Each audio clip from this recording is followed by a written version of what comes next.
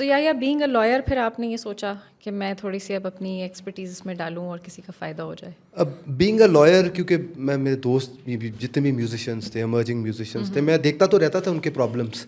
Specially मैं एक music show पे गया कराची, अच्छा। और काफ़ी बड़ा कॉर्पोरेट शो था, पेप्सी बैटल ऑफ बैंड्स पे गया। सही। तो वहाँ पे जब मैंने देखा कि जितने भी म्यूजिशियंस थे उनको उनको बड़े बड़े कॉन्ट्रैक्ट्स ला के दे दिए पेप्सी वालों ने, और किसी को पढ़ना भी नहीं आता था ना। एक तो वो लॉयर थे भी नहीं ना, पाकिस्तान में कोई लॉ फर्म है।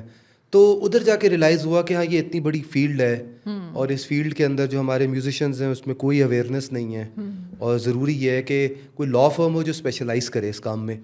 तो मेरी जो लॉ फर्म थी, मैं ऑलरेडी पैमरा में काम करता था। अच्छा। पैमरा का लिटिगेशन देखता था, कोर्ट केसेस को देखता था। तो फिर वहाँ जब छोड़ा तो अपनी लॉ फर्म बनाई, तो फिर मैंने एक जो सेगमेंट अपनी लॉ फर्म का रखा वो एंटरटेनमेंट लॉ का रखा।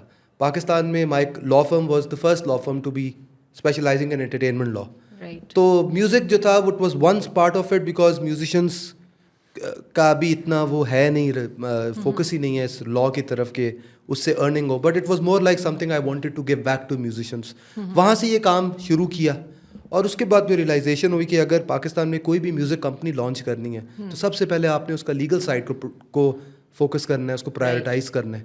अगर आप अपने राइट्स पे क्लियर नहीं हो तो आप कभी भी इसको मोनेटाइज करके एक बिजनेस मॉडल नहीं क्रिएट कर सकते हो। बिजनेस मॉडल के लिए ज़रूरी है कि एसेट्स की ओनरशिप डाइल्यूटेड ना हो और क्लैरिटी हो उस ओनरशिप के ऊपर। तो वहाँ से फिर आर्टिस्ट को भी क्लैरिटी हो, आर्टिस्ट आर्टिस्ट को को भी की हो। अवेयरनेस बहुत ज़्यादा जी ज़रूरी है। लाइक यू सेड कि आर्टिस्ट को पता ही नहीं होता और बाकी लोग जो हैं उससे फ़ायदा उठा रहे जी। होते हैं। तो that is like part of your job कि आप आर्टिस्ट को पहले बिठा के चीज़ें क्लियर करके उनसे बात करते हैं कि जी बिफोर गेटिंग ऑन बोर्ड ये आपके राइट्स हैं। देखिए, बिजनेस मॉडल जो क्रिएट होता है ना उसमें सिर्फ आर्टिस्ट स्टेक होल्डर नहीं है, artist is one of the stake holders.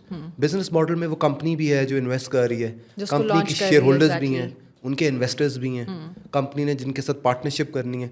तो ये भी चीज़ इंपॉर्टेंट ये है कि अगर आपने म्यूजिक इकोसिस्टम क्रिएट करना है, एक बिजनेस कल्चर बनाना है, तो ये नहीं होता कि सारे राइट्स आर्टिस्ट ही रख लेगा। पैसे भी आर्टिस्ट के, राइट्स भी आर्टिस्ट के। आर्टिस्ट को भी शेयर करना पड़ेंगे अपने रेवेन्यूज़। बाहर के मुल्कों में तो इनफैक्ट आर्टिस्ट काम ही रिकॉर्ड लेबल के साथ करता है, राइट्स रखता ही नहीं है। तो राइट्स तो रिकॉर्ड लेबल्स ओन करती हैं, सही। और रेवेन्यू भी जो है वो रिकॉर्ड लेबल्स ही कमाती हैं, शेयर करती हैं उस रॉयल्टी को आर्टिस्ट के साथ। तो म्यूज़िक इकोसिस्टम में मल्टीपल स्टेक होल्डर्स हैं, और सब स्टेक होल्डर्स कमाने के लिए ही इस फील्ड में है। पैशन भी है लेकिन कमाना भी तो है ना, कि अगर आपने बिजनेस मॉडल को चलाना है। बिल्कुल। तो जो म्यूज़िक कंपनी है उसने हर किसी को देखना है। आर्टिस्ट के राइट्स भी इंपॉर्टेंट है, बाकी स्टेक होल्डर्स की राइट्स और ड्यूटीज़ भी इंपॉर्टेंट है।